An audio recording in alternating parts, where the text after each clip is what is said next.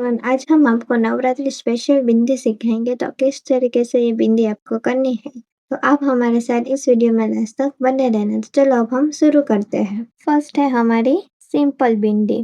तो आप भी हमारे साथ ये करते जाना तो आप भी समझ पाओ। तो ये हमारी फर्स्ट बिंदी थी, सिंपल बिंदी।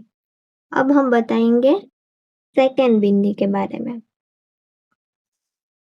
ये है सेकेंड बिंदी। अब बताएंगे थर्ड बिंदी के बारे में।